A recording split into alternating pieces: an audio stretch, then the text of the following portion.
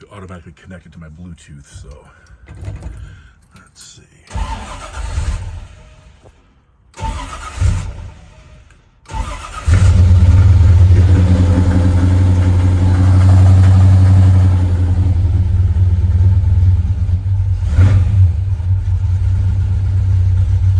So fire's right up. The EFI still needs to be tweaked.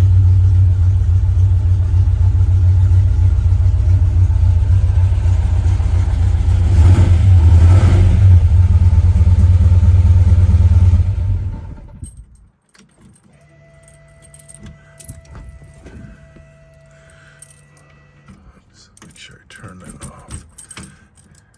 There we go. This is kind of cool.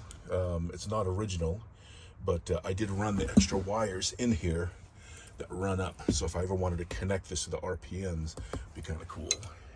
SS. And again, the only thing I think I'm missing are the armrest.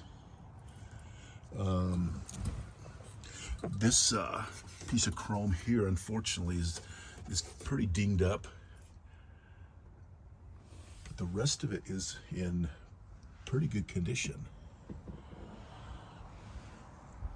And there's a ding on this one as well.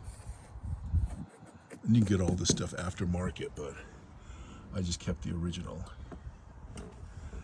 You can't see the VIN number because it's been painted over, but it is a true 65 SS. What is it, one? Well, I posted the VIN number, but yeah, any other questions, let me know. And just for the record too, I did post the totals that I've paid. I got all the receipts from Summit and Classic, most of the receipts I should say. And so you can see what I'm kind of into it.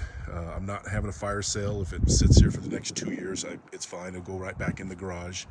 I'm just looking for something cool, something probably more modern. I'm not looking for any projects. I mean, if somebody had the right vehicle, I'd probably even add this one into it. Needs new wheels and tires. That's the only thing I haven't done to it. Turn the light on. But this is a total rebuild also. And so this thing's ready to go. It does have a flat tire, but I just left the rollers on it.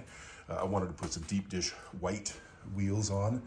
And I was gonna get some, PRP seats to kind of match the blue and the white. But this thing's fun also. All digital. The turn signals are in there. This would need some rear view mirrors and side mirrors just to make it legal. But anyways, any questions, let me know.